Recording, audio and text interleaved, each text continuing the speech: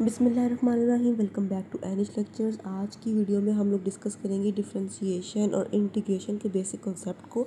आज की वीडियो में हम लोग कुछ ऐसे डेफिनेशंस, ऐसी टर्म्स को डिस्कस करेंगे जिसको पढ़ने के बाद, जिसको सीखने के बाद आपके जहन में डिफरेंशिएशन और इंटीग्रेशन को लेके जितने क्वेश्चन थे वो सारे के सारे ख़त्म हो जाएंगे। एक इंट्रोडक्टरी कॉन्सेप्ट जो है वो आपके जहन में बन जाएगा।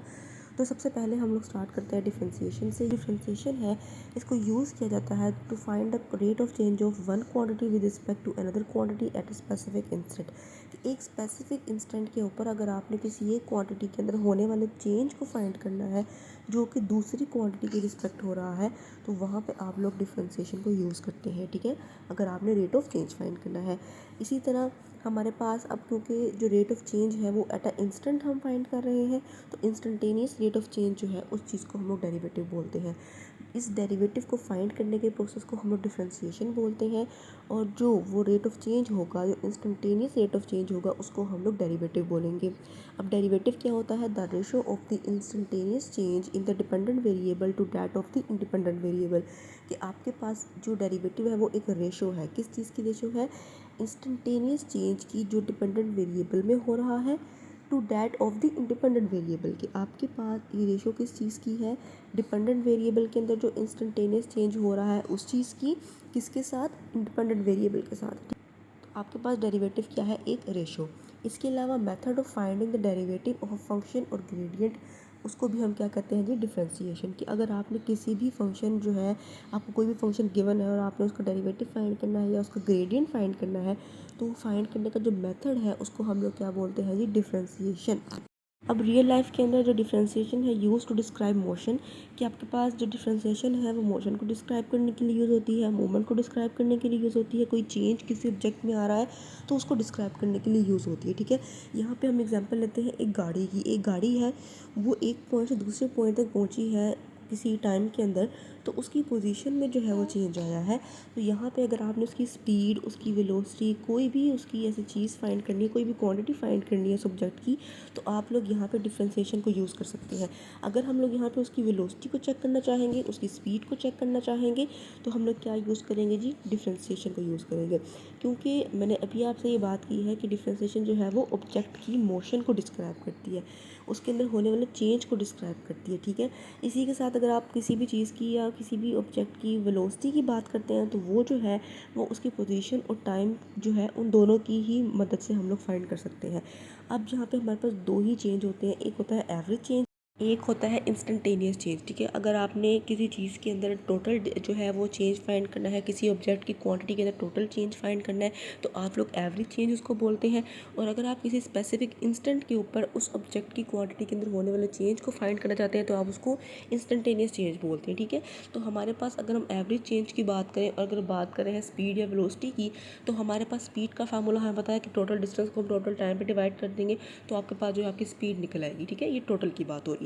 लेकिन अगर आप कहते हैं कि मैंने इस स्पेसिफिक इंस्टेंट के ऊपर देखना है कि क्या चेंज आया था, तो उस चीज़ को हम कहेंगे कि ये एक इंस्टेंटेनियस चेंज है। और उस चीज़ को आप लोग फिर वहाँ पे जो आपकी वेलोसिटी है उसको किस तरह से फाइंड करेंगे? With the help of position और टाइम। यानी कि आपके पास final position minus initial position, इसी तरह T2 माइनस T1, यानी कि final time minus initial time. ये आपका फार्मूला है जिसकी मदद से आप लोग इंस्टेंटेनियस वेलोसिटी फाइंड कर सकते हैं। अब हमें पता है कि अगर हम लोग फाइनल माइनस इनिशियल करते हैं तो उस चीज़ को हम लोग डेल एक्स बोलते हैं। इसी तरह T2 माइनस T1 है तो उसको हम लोग डेल टी बोल देंगे।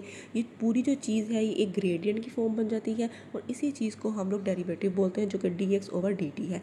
अब जो डेरिवेटिव है, आगे मैंने लिखा भी हुआ है कि ये यूज़ होता है to find very small change, बहुत ही छोटा चेंज, एक बहुत ही छोटे इंस्टेंट पे, मतलब एक लम्हा है, उस लम्हे में आपने चेक करना है कि इस स्पेसिफिक लम्हे के ऊपर, इस स्पेसिफिक इंस्टेंट के ऊपर क्या चेंज आया है, तो वहाँ पे आप लोग डेरिवेटिव को यूज़ करेंगे। For example, the velocity of an object is the derivative of its position with respect to time. कि आपके पास जो वेलोसिटी है किसी भी ऑब्जेक्ट की, वो डेरिवेटिव है किस चीज़ का? उसकी पोजीशन का with respect to time, time के रिस्पेक्ट। ठीक है, कि अगर आप लोग किसी भी ऑब्जेक्ट की वेलोसिटी जो है उसको फाइंड करना चाहते हैं, तो आप लोग क्या करेंगे? उस ऑब्जेक्ट की पोजीशन का डेरिवेटिव लेंगे विद रिस्पेक्ट टू टाइम, तो आपके पास उसकी वेलोसिटी आ जाएगी। अब हम देखेंगे कि डेरिवेटिव और डिफरेंशिएशन जो है इसको हम ज्योमेट्रिकली किस तरह से देखते हैं, इसको क्या कहा जाता है ज्योमेट्रिकली, इसका क्या कॉन्सेप्ट है। हम इसको डीपली एक्सप्लेन नहीं करेंगे, हम इसको सिर्फ बेसिक जो है उसको टच करेंगे कि किस तरह से हम लोग जो डेरिवेटिव है उसको ज्योमेट्रिकली एक्सप्लेन कर सकते हैं। तो यहाँ पे बस कोई भी फंक्शन है, उसका कोई भी ग्राफ यहाँ पर ड्रॉ है, एक कर्व ड्रॉ है, उस कर्व के ऊपर हमारे पास 2 पॉइंट हैं जो मिलके एक कॉर्ड बना रहे हैं। ठीक है, कोई से भी 2 पॉइंट हैं जो उस कर्व के ऊपर एक कॉर्ड बना रहे हैं। ठीक है, अब अभी हमने बात की थी जो डिफरेंशिएशन है use to define describe motion. ठीक है, कि वो मोशन को डिस्क्राइब करने के लिए यूज़ होती है। एक ऐसा लम्हा आ जाता है, एक ऐसा इंस्टेंट आता है कि जब आपके पास वो जो कॉर्ड है वो एक टेंजेंट फॉर्म कर देता है। ठीक है, वो जो कॉर्ड है वो एक टेंजेंट फॉर्म कर देता है, मतलब कि आपके पास जो 2 पॉइंट है उसमें से दूसरा जो पॉइंट है वो पहले वाले पॉइंट पे आकर स्टिक कर जाए और एक टेंजेंट को ड्रॉ कर दे, तो वो जो स्पेसिफिक टेंजेंट होगा वो हमारा डेरिवेटिव कहलाएगा। उस इंस्टेंट के ऊपर उसको हम अपना डेरिवेटिव बोलेंगे। ठीक हो गया, मतलब कि अगर आप किसी कर्व के ऊपर एक टेंजेंट ड्रॉ करते हैं किसी भी पॉइंट के अलोंग, तो उसको हम क्या बोलते हैं कि ये हमारे पास डेरिवेटिव है। इसको आप इस तरह से भी कह सकते हैं कि slope of tangent on a curve जो है वो आपके पास डेरिवेटिव है। कोई भी आपके पास एक्स वाई प्लेन है, उसके ऊपर किसी फंक्शन का ग्राफ यानी कि एक कर्व ड्रॉ हुई हुई है, उसके ऊपर 2 पॉइंट है जो कोड बना रहे हैं। एट अ इंस्टेंट, किसी इंस्टेंट के ऊपर आपके पास 2 पॉइंट जो है वो मिलके एक टेंजेंट को ड्रॉ करते हैं, कोड जो है वो टेंजेंट में कन्वर्ट हो जाता है, तो किसी पॉइंट के अलोंग जो टेंजेंट होगा उस स्पेसिफिक इंस्टेंट के ऊपर वो आपका डेरिवेटिव कहलाएगा। Slope of tangent on a curve जो है उसको भी आप लोग डेरिवेटिव बोलते हैं। हम डिस्कस कर लेते हैं कि डेरिवेटिव जो है उसको किस तरह से रिप्रेजेंट किया जाता है, इसकी किस तरह की नोटेशंस है। तो जनरली डेरिवेटिव को हम लोग रिप्रेजेंट करते हैं d y over d x से, एफ डैश ऑफ एक्स से, वाई डैश से और d f of x over d x से। ठीक है, तो ये हमारे पास कुछ नोटेशन है जिनकी मदद से हम लोग डेरिवेटिव को जो है वो रिप्रेजेंट करते हैं। सिंपली अगर हम लोग इसकी सिंपल डेफिनेशन की बात करें तो derivative D over d x जो है ये एक ऑपरेटर है। ठीक है, ऐसा ऑपरेटर है जो इस्तेमाल होता है टू डिफ्रेंशिएट एनी फंक्शन, किसी भी फंक्शन को डिफ्रेंशिएट करने के लिए। ओवर डी एक्स जो है ये एक ऑपरेटर है। अब यहाँ पर अगर आप लोग कोई भी फंक्शन जो है इसको पुट करेंगे और D over d x operator उस पर अप्लाई करेंगे तो आपके पास डेरिवेटिव जो है वो आराम से निकल आएगा। हम लोग कुछ ऐसे एग्जांपल्स को डिस्कस करेंगे जो आगे आने वाली कैलकुलेशन में आपकी डायरेक्ट यूज़ होंगी, आपने इनको ज़ुबानी याद रखना है। ठीक है, सबसे पहली जो हमारी एग्जांपल है उसके अंदर डी ओवर डी एक्स आपका ऑपरेटर है जो अप्लाई हो रहा है एक्स फंक्शन के ऊपर, यानी कि आपका जो फंक्शन है यहाँ पे वो एक्स है। ठीक है, अब इस सिचुएशन में क्या होगा कि जो आपका वेरिएबल इंडिपेंडेंट है जिसको आपने डिफ्रेंशिएट करना है वही आपका इंडिपेंडेंट वेरिएबल भी है। ठीक है, और सिचुएशन में क्या होगा कि आपके पास जो डेरिवेटिव है वो 1 के इक्वल आएगा। जब आपके पास इंडिपेंडेंट और डिपेंडेंट दोनों वेरिएबल जो है वो सेम हो जाए तो आपके पास आंसर 1 आएगा। ठीक हो गया। सेकंड जो एग्जांपल है वो क्या है कि आपके पास डेरिवेटिव जो है वो अप्लाई हो रहा है किसी के ऊपर। के यहाँ पे कोई भी कॉन्स्टेंट है 1 2 3 4, कोई भी कॉन्स्टेंट आप लोग यहाँ पे ले सकते हैं। कोई भी कॉन्स्टेंट आएगा आप उसको डिफ्रेंशिएट करेंगे तो आपके पास आंसर जो है वो हमेशा 0 आएगा। ठीक है, इस बात को भी आपने हमेशा याद रखना है। ठीक है, थर्ड एग्जांपल को देख लेते हैं। आपके पास जो फंक्शन है वो एक्स स्क्वेयर है जिसके ऊपर operator D over d x जो है वो आप लोग अप्लाई कर रहे हैं। अब यहाँ पे आपके पास इसकी जो डिफ्रेंशिएशन है वो किस तरह से सोल्व होगी, with the help of power rule. ठीक है, कि जब भी आपके पास डिफ्रेंशिएशन के अंदर कोई भी फंक्शन पावर के साथ आता है तो आप लोग उसको पावर रूल से सोल्व करते हैं। पावर रूल जो है एक बहुत ही इंपॉर्टेंट टॉपिक है, एक बहुत ही इंपॉर्टेंट टूल है डिफ्रेंशिएशन के अंदर। ठीक हो गया। अब पावर रूल कहता क्या है कि पावर जो है वो स्टार्टिंग में आ जाए, पावर में से एक कम कर दें और जो वेरिएबल है उसका आगे डेरिवेटिव आ जाए। ठीक हो गया। अब यहाँ पे हम लोग इसको सोल्व करेंगे। 2 जो है वो स्टार्टिंग में आ जाएगा, पावर मतलब शुरू में आ गई। एक्स स्क्वायर था तो पावर में से एक कम यानी कि 2 - 1 कर देंगे तो अब आपके पास एक्स की पावर 1 आ जाएगी। आगे उस एक्स का डेरिवेटिव, अब यहाँ पे एक्स का derivative with respect to d x यानी कि एक्स ही है, वेरिएबल सेम है, तो आपके पास इसका जो डेरिवेटिव है वो फिर 1 आ जाएगा। 1 को आप 2x से मल्टीप्लाई करेंगे, आपके पास आंसर 2x आएगा। हम लोग डिस्कस कर लेते हैं इंटीग्रेशन के बेसिक कॉन्सेप्ट को। तो हमारे पास जो इंटीग्रेशन है वो एक एंटी डिफरेंशिएशन है, ये इसकी सिंपलेस्ट डेफिनेशन है। इसका मतलब ये है कि आपके पास जो इंटीग्रेशन है वो बिल्कुल ऑपोजिट है डिफरेंशिएशन के। जो कुछ आपने डिफरेंशिएशन में किया था उसका उल्ट जो है वो इंटीग्रेशन में होगा। ठीक है, बिल्कुल ऑपोजिट जो है वो इंटीग्रेशन में होगा।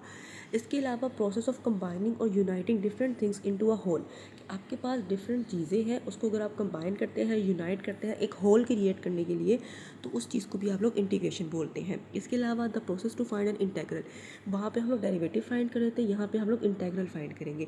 तो इंटेग्रल फाइंड करने के प्रोसेस को आप लोग इंटीग्रेशन बोलते हैं। इसके अलावा इंटीग्रेशन को हम लोग इन्वर्स ऑपरेशन डिफरेंशिएशन भी बोलते हैं कि ये हमारे पास डिफरेंशिएशन का एक इन्वर्स ऑपरेशन है। यहाँ पे जो कुछ भी होगा वो इन्वर्स होगा, ऑपोजिट होगा। Use to find antiderivative of a function. Antiderivative means integral, ठीक है। तो किसी भी फंक्शन का अगर आपने इंटेग्रल फाइंड करना है तो उसके लिए आप लोग इंटीग्रेशन को यूज़ कर सकते हैं। अब इंटेग्रल क्या होता है, तो integral is a continuous analog of a sum, ठीक हो गया। कंटिन्यूस और डिस्क्रीट का जो डिफरेंस है आपको पता ही होगा कि कंटिन्यूस के अंदर आप कोई सा भी नंबर जो है उसको चूज़ कर सकते हैं, लेकिन डिस्क्रीट के अंदर आप लोग स्पेसिफिक नंबर जो है उनको ही चूज़ करते हैं। तो कंटिन्यूस एनालॉग ऑफ सम मतलब कि आपके पास एक ऑपरेटर है, एक ऐसा ऑपरेटर आ चुका है कंटिन्यूस कि आप चीज़ों को जितनी मर्जी चीज़ें हो आपके लिए आपके पास एक ऑपरेटर आ चुका है उनको सम अप करने के लिए, जो कि इंटेग्रल है, ठीक हो गया। Real life it's use to calculate area, volume and accumulated quantities. वही बात कि आपके पास जो इंटेग्रल है वो रियल लाइफ के अंदर भी आपके पास एरियाज़ या वॉल्यूम या जो चीज़ जो कि एज अ होल आपको दे, जो कंबाइन करे चीज़ों को, उनको फाइंड करने के लिए आपके पास यूज़ होता है। अब यहाँ पे इसकी नोटेशन को जो है वो डिस्कस कर लेते हैं। तो सिंपली हम लोग लिखते हैं g y is equals to integral का साइन एफ ऑफ एक्स और डी एक्स। यहाँ पे जो ये साइन है इसको इंटेग्रल साइन बोलते हैं। एफ ऑफ एक्स यहाँ पे फंक्शन है जिसको आपने इंटीग्रेट करना है, इसको इंटेग्रेंट बोलते हैं। डी एक्स यानी कि वो वेरिएबल जिसके लिहाज से आपने इसको इंटीग्रेट करना है, तो वो आपका वेरिएबल ऑफ इंटीग्रेशन है। हमने इसको इंटीग्रेट कर लिया, आपके पास आंसर एफ ऑफ एक्स आ गया। उसके अंदर हम लोग क्या करेंगे, प्लस सी करेंगे। सी यहाँ पे कहते हैं जी कॉन्स्टेंट ऑफ इंटीग्रेशन को, या फिर आर्बिट्रेरी कॉन्स्टेंट, मतलब कोई सा भी कॉन्स्टेंट, ठीक है। अब इस कॉन्स्टेंट को ऐड करने का मकसद क्या है, ज़रा उसको देख लेते हैं। फॉर एग्जांपल आपके पास जो आंसर आया है वो एक्स स्क्वायर करके कुछ है, तो एक्स स्क्वायर हमें पता है कि उसका जो ग्राफ होता है वो अपवर्ड्स पैराबोला होता है, और अगर माइनस एक्स स्क्वायर है तो डाउनवर्ड्स पैराबोला, ठीक है। फॉर एग्जांपल आपके पास जो आंसर आया है वो एक्स स्क्वायर प्लस 1 आया है, ठीक है। अब एक्स स्क्वायर का जो ग्राफ है वो अपवर्ड्स पैराबोला होता है, तो प्लस 1 किया है, इसका मतलब कि 1 यूनिट आपके पास जो ग्राफ है वो ऊपर को चला जाएगा, लेकिन स्ट्रक्चर और ग्राफ जो है वो सेम रहेगा। इसी तरह अगर आपके पास माइनस एक्स स्क्वायर प्लस 1 है तो जो डाउनवर्ड्स पैराबोला है वो एज इट इज़ रहेगा, लेकिन वो 1 यूनिट -1 की तरफ जो है वो मूव कर जाएगा। इस तरह से अगर आप प्लस सी की जगह पे कोई भी कांस्टेंट पुट करेंगे प्लस या माइनस, तो उसके ग्राफ का जो है वो ग्राफ सेम रहेगा, लेकिन उतने यूनिट वो अपवर्ड या डाउनवर्ड या राइट या जो है लेफ्ट मूव करेगा, लेकिन स्ट्रक्चर उसका सेम रहेगा। फिर एक बात की है एक्स स्क्वायर की पॉजिटिव और नेगेटिव, इसके अलावा भी बहुत से फंक्शंस हैं एक्स की। उन ग्राफ के अंदर भी अगर आप लोग कोई भी कांस्टेंट ऐड या माइनस करते हैं तो उनके लिहाज से ही उसमें जो है वो सिर्फ यूनिट्स का चेंज आएगा, बाकी ग्राफ जो है वो सेम रहेगा। तो ये बेसिक मकसद है यहाँ पे कांस्टेंट ऑफ इंटीग्रेशन को ऐड करने का। डिस्कस कर लेते हैं जी इंटीग्रेशन की कुछ बेसिक एग्जांपल्स को, वाली कैलकुलेशंस के अंदर डायरेक्ट यूज़ होंगी। सबसे पहले हमारे पास है जी integration of x d x, यानी कि एक्स की आपने इंटीग्रेशन करनी है विद रिस्पेक्ट टू एक्स। तो यहाँ पे क्या होगा, पावर रूल अप्लाई होगा। पावर रूल किस तरह से अप्लाई होता है कि पावर में एक ऐड करते हैं उससे डिवाइड, एक्स की पावर यहाँ पे 1 है तो 1 में 1 ऐड करेंगे, एक्स स्क्वायर बन जाएगा, उसी से फिर नीचे डिवाइड कर देंगे। आगे plus c constant of integration जो है वो आपने ऐड कर दिया। 2 में हमारे पास कोई भी कॉन्स्टेंट है उसकी आपने इंटीग्रेशन करनी है विद रिस्पेक्ट टू एक्स। तो आप यहाँ पे क्या करेंगे, यहाँ पे कोई भी कांस्टेंट हो सकता है, कांस्टेंट जो है वो इंटीग्रेशन के साइन से बाहर आ जाएगा, लेकिन जो अंदर डी एक्स है उसकी जो इंटीग्रेशन है वो एक्स होती है, और आगे आप लोग ऐड कर देंगे जी इंटीग्रेशन का कांस्टेंट एक्स प्लस सी जो है वो आपके पास फिर इसका आंसर बन जाएगा।